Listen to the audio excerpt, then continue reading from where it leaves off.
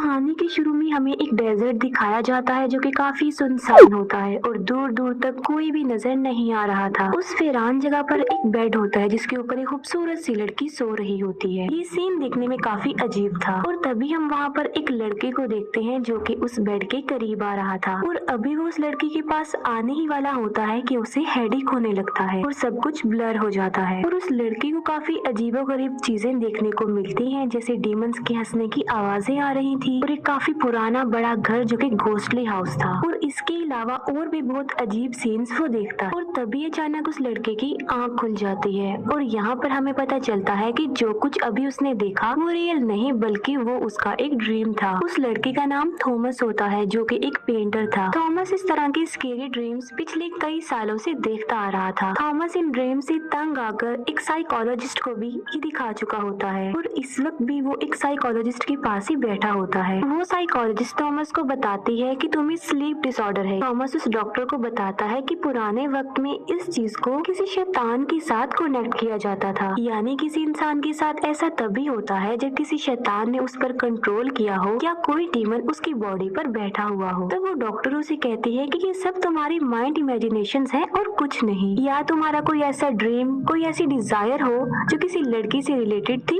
और वो पूरी ना हुई हो और इसीलिए तुम्हारे साथ ये सब कुछ हो रहा है। इससे पहले कि थॉमस उसकी अगली बात सुनता वो वहाँ से उठकर चला जाता है। थॉमस जो कि एक जगह पर बैठा हुआ पेंटिंग बना रहा होता है और तभी अचानक उसे झाड़ियों में कुछ दिखाई देता है। कुछ सोचने समझने से पहले ही उसे एक प्रॉपर्टी एजेंसी से कॉल आती है और उसे बताया जा रहा था कि तुम्हारे अंकल ने मरने से पहले तुम्हारे नाम कुछ प्रॉपर्टी की है। थॉमस जब वहाँ पर जाता है तो एक प्रॉपर्टी एजेंट उसे उस जगह के पेपर्स देती है और उस जगह का नाम होता है केसर गार्डन और साथ ही वो उसे वो लेटर भी देती है जो कि उसके अंकल ने मरने से कुछ देर पहले थॉमस के लिए ही लिखा था। थॉमस ये सब देखकर काफी हैरान था क्योंकि ना तो वो कभी अपने अंकल से मिला था और ना ही कभी उनके बारे में सुना था। थॉमस जब उस एनवेलप को ओपन करता है तब उसमें उस प्रॉपर्टी यानी केसर गार्डन की पिक्चर्स थी और वो प्रॉपर्टी वाला घर बिल्कुल उस घर जैसा लग रहा था, उस घोस्टली हाउस जैसा, जैसा कि उसने अपने ड्रीम में देखा था और अब वो इस प्रॉपर्टी को देखना चाह रहा था। थॉमस वहाँ से चला जाता है और अपने घर में आ जाता है और घर आकर वो अपने अंकल का वो लेटर पढ़ता है। उस लेटर में लिखा हुआ था कि मुझे काफी दुख है कि मैं तुमसे कभी भी नहीं मिल पाया हूँ और हमारे ना मिलने के पीछे रीजन मेरी मदर और ग्रैंड मदर है, लेकिन शायद उन्होंने भी बिल्कुल ठीक किया क्योंकि हमारी फैमिली सदियों से केसर गार्डन से कनेक्ट है और दुख की बात ये है कि केसर गार्डन के मेल्स कर्स्ड हैं। उस लेटर में इस बात का तो जिक्र नहीं होता कि वो कर्स्ड किस किस्म का था और कुछ रूल्स हैं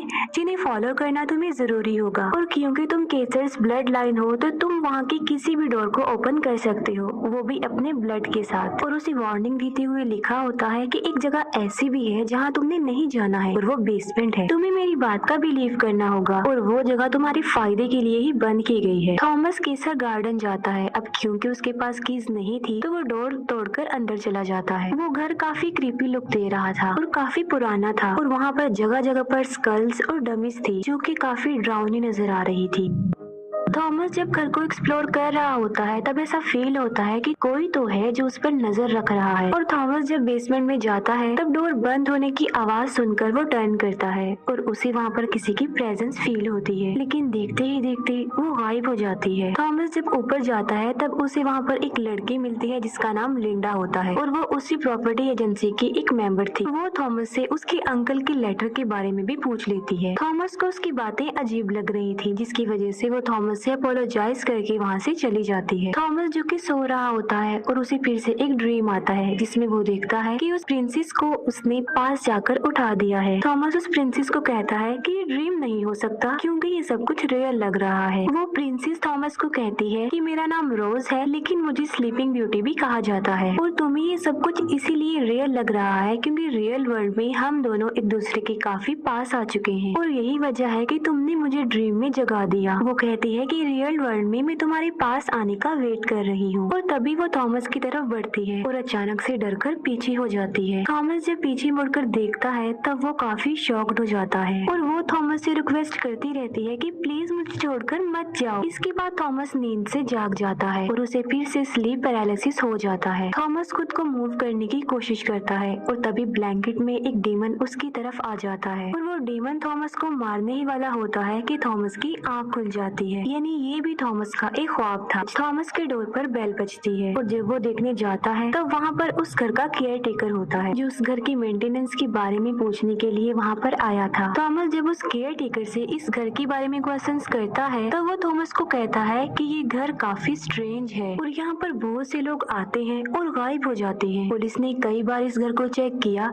लेकिन उन्हें कुछ भी नहीं मिल पाया। उस आदमी के जाने के बाद थॉमस फिर से घर को एक्सप्लोर करता है। थॉमस को बेसमेंट में एक एंशिएंट डोर मिलता है जिसे ओपन करने की थॉमस काफी कोशिश करता है लेकिन वो दरवाजा उससे नहीं खुल पाता। केसर गार्डन के बारे में और जानने के लिए थॉमस उस जगह के एडमिन ऑफिस में जाता है। पेपर्स को चेक करते हुए थॉमस को एक पेज मिलता है जिस पर कुछ लिखा हुआ था जो कि थॉमस को समझ नहीं आ रहा था। जो कुछ उस पेज पर लिखा था थॉमस उसे अंडरस्टैंड करने की कोशिश कर रहा होता है कि अचानक से उसके स्टमक में पेन होने लगता है और उसे अटैक हो जाता है। थॉमस घबराया होता है, कांप रहा होता है और उसे उसके ड्रीम की वही सीन्स नजर आने लगते हैं और फिर अचानक से देखते ही देखते थॉमस नॉर्मल हो जाता है। थॉमस लिंडा के पास होता है और वो कहता है कि इस पेज पर जो लिखा है वो तुम्हारी हैंडराइटिंग से मैच हो रहा है, तो अगर तुम उस घर के बारे में कुछ जानती हो तो प्लीज मुझे बता दो। तब लिंडा कहती है कि मेरा भाई वहाँ उस घर में गया था लेकिन अभी तक वो वापस नहीं आया और गायब हो गया और ऑलमोस्ट 50+ लोग केसर गार्डन में गए हैं लेकिन बचकर वापस नहीं आए, ना ही उनका कुछ पता चला कि वो कहाँ चले गए। थॉमस लिंडा को कहता है कि मैं तुम्हारी हेल्प लेना चाहता हूँ। अभी वो दोनों बातें कर ही रहे होते हैं कि थॉमस को फिर से अटैक हो जाता है। लिंडा थॉमस को हॉस्पिटल ले जाती है और डॉक्टर बताता है कि थॉमस को पैनिक अटैक हुआ है। थॉमस को फिर से एक ख्वाब आता है जिसमें वो फिर से प्रिंसेस रोज से मिलता है। रोज उसे बताती है कि तुम ही वो पर्सन हो जिसके साथ मैं कर्स्ड हूँ और वो एक डीमन के बारे में थॉमस को बताती है जिसने रोज को वो कर्स दिया। वो थॉमस को कहती है कि जब तक ये कर्स रहेगा रियल वर्ल्ड में हम कभी भी नहीं मिल पाएंगे। रोज थॉमस को एक हिंट देती है कि तुम्हारी ब्लड लाइन ही वो चीज है जो मुझे जगा देगी और उस घर के सारे डोर्स ओपन कर देगी। वो कहती है कि तुम्हारे जागने का वक्त आ गया है और अब तुम्हें जाग जाना चाहिए और ये कहकर वो गायब हो जाती है। लिंडा थॉमस को बताती है कि तुम्हें पैनिक अटैक हुआ था लेकिन अजीब बात तो ये है कि जब मैं तुम्हें उस प्रॉपर्टी में लेकर गई थी तो तुम बिल्कुल नॉर्मल हो गए थे। लिंडा थॉमस को अपने भाई की पिक्चर्स दिखाते हुए कहती है कि वो अपनी फ्रेंड के साथ एक डेयर पूरा करने के लिए यहाँ पर आया था लेकिन तब के बाद उसका कुछ पता नहीं चल सका, वो तब से मिसिंग है और मैं अपने भाई को ढूंढने इस जगह पर आई हूँ। बताती है कि केसर्स फैमिली की डेथ की हिस्ट्री काफी अजीब है। केसर्स फैमिली की मेल सुसाइड और एक्सीडेंट से ही मरे हैं और इससे भी ज्यादा हैरान कर देने वाली बात ये है कि हमेशा मेल्स की डेथ का ही सुनने में आता है।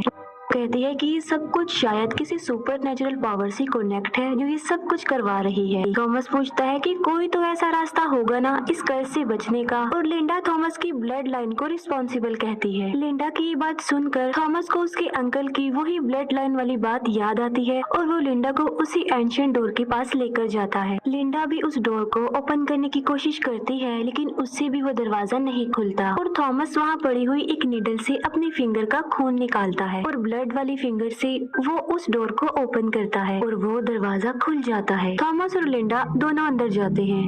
उन लोगों को वहाँ पर एक एंशिएंट डायरी मिलती है जो कि बंद होती है और वो लोग उसे ओपन करते हैं। उस डायरी में जो कुछ लिखा हुआ था वो उन्हें समझ में नहीं आ रही थी क्योंकि वो एंशिएंट लैंग्वेज थी और तभी वो देखते हैं कि एक डमी उन पर अटैक कर देती है और वो लोग खुद को सेव करने के लिए उस जगह से बाहर आ जाते हैं। तभी वहाँ पर एक गाड़ी आ जाती है और लिंडा थॉमस को जल्दी से उस गाड़ी में बैठने के लिए कहती है। अब गाड़ी में जो होता है लिंडा ने उसे वहाँ पर अपनी हेल्प के लिए बुलाया था और वो लिंडा का फ्रेंड और पैरानॉर्मल इन्वेस्टिगेटर होता है। लिंडा थॉमस और रिचर्ड को लेकर अपने घर में आ जाती है और वो उन लोगों को केसर गार्डन्स की काफी ज्यादा पिक्चर्स दिखाती है क्योंकि वो केसर गार्डन के बारे में डिटेल से जानती थी। उन पिक्चर्स को देखकर वो पैरानॉर्मल इन्वेस्टिगेटर रिचर्ड कहता है कि इन स्पिरिट्स को लोग आमतौर पर डीमन या डेविल्स कहते हैं और कुछ इंसान इन पर बिलीव करते हैं और कुछ नहीं करते और असल में ये हमारे आस पास ही रहते हैं। रिचर्ड थॉमस को कहता है कि तुम केसर गार्डन से लिंक्ड हो, इसी वजह से वो किसी भी शक्ल में तुम्हारे सामने आ सकते हैं। लिंडा रिचर्ड को बताती है कि थॉमस उस प्रॉपर्टी से कनेक्टेड है तो अगर वो ज्यादा अरसा उस प्रॉपर्टी से दूर रहेगा तो वो मारा जाएगा।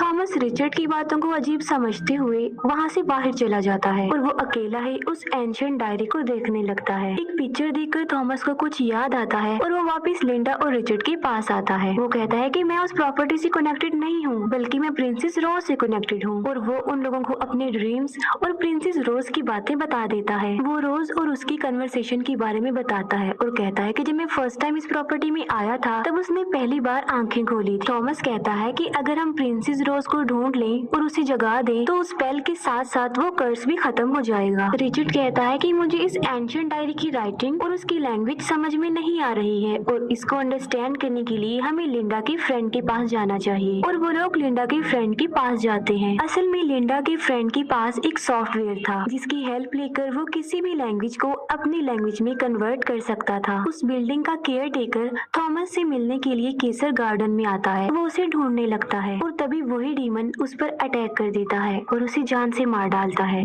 थॉमस जब जागता है तब वो देखता है कि उस एंशिएंट डायरी का कुछ पार्ट ट्रांसलेट हो गया है।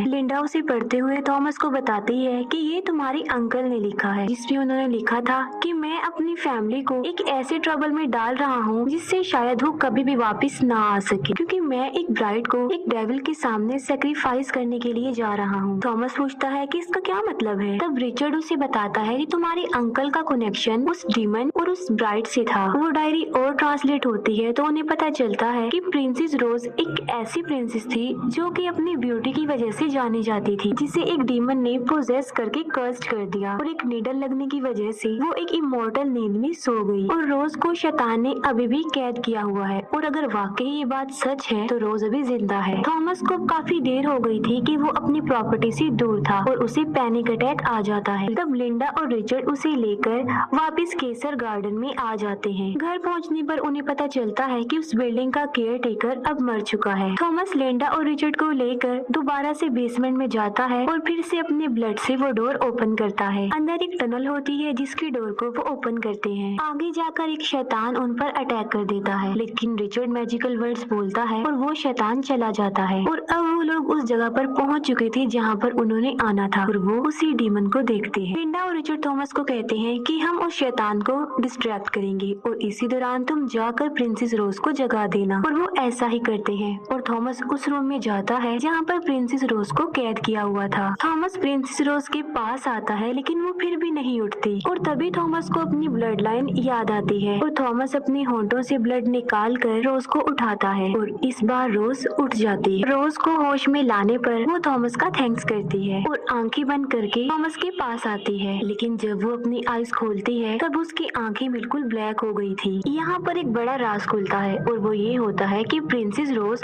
अब कोई प्रिंसेस नहीं रही बल्कि वो भी एक डीमन बन चुकी है। वो डिमोनिक आवाज में बोलते हुए थॉमस को कहती है कि तुमने मुझे जगा तो दिया है लेकिन अब तुम्हारा खेल खत्म हो गया है। और वो अपनी फिंगर से थॉमस पर मैजिक कर देती है और वो दीवार के साथ जाकर टकराता है। रोज थॉमस को कहती है कि मैंने तुम्हारे लिए बहुत कुछ सोचा हुआ है। यहाँ पर अफसोस की बात ये होती है कि थॉमस इतनी स्ट्रगल जिस लड़की के लिए कर रहा था, यानी जिसे वो अपनी ड्रीम गर्ल समझ रहा था, वो कोई ड्रीम गर्ल नहीं बल्कि वो एक डीमन थी। रोज को बाहर उसी डीमन की आवाज आती है और वो उस डीमन को मार डालती है और उसका दिल निकाल लेती है। थॉमस इंजर्ड था और वो बाहर आता है और कहता है कि रोज एक डीमन है, उसे मार दिया जाए। लिंडा रोज को स्टैब करने लगती है तो रोज उसका गला पकड़ लेती है और वो ऑलमोस्ट उसे जान से मारने ही वाली होती है, लेकिन नहीं मारती, वो उसे छोड़ देती है। रोज उन्हें टॉन्ट करवाते हुए कहती है कि मैं नहीं चाहती कि तुम इतनी जल्दी मर जाओ, क्योंकि मैं तुम्हें वो सब कुछ दिखाना चाहती हूँ जो मैं करने वाली हूँ। तभी रोज थॉमस को देखते हुए एक लंबा सांस लेती है और ब्लैक स्मोक उन दोनों को उड़ाकर वहाँ से ले जाता है। फिर हम लिंडा के फ्रेंड को देखते हैं जो कि उस डायरी को अपनी लैंग्वेज में कन्वर्ट करके पढ़ रहा होता है और यहाँ पर उसे केसर फैमिली के कर्स का पता चल जाता है। असल में केसर फैमिली के मेल्स का जो ब्लड है वो डीमन को बहुत पसंद होता है, यानी डीमन सिर्फ केसर मेल का ही ब्लड पी सकते हैं। और केसर फैमिली के मेंबर्स की पहचान ऐसी होती है कि पहले उन्हें स्केरी ड्रीम्स आते हैं, फिर उन्हें डीमंस की आवाजें सुनाई देती हैं और पैनिक अटैक्स होते हैं। और वो सब कुछ जो थॉमस के साथ भी हो रहा था। और केसस मेल को इस बात का ख्याल रखना है कि वो कभी भी किसी डीमन से कनेक्ट ना हो। और उसमें ये भी लिखा होता है कि डीमन इस कर्स को कयामत लाने के लिए भी इस्तेमाल करेंगे, यानी जब इस दुनिया का दी एंड हो जाएगा। फिर हम देखते हैं कि रोज थॉमस को लेकर एक ऐसी अजीब सी जगह पर आ जाती है जो कि दुनिया से काफी दूर होती है। रोज थॉमस का ब्लड और अपनी पावर को इस्तेमाल करते हुए कुछ मैजिकल वर्ड्स बोलती है और कहती है कि जल्द ही सब डीमंस जाग जाएंगे और ये सारी दुनिया खत्म हो जाएगी और कयामत आ जाएगी। और इसी स्पेल के साथ ये मूवी यहीं पर एंड हो जाती है। Thanks for watching.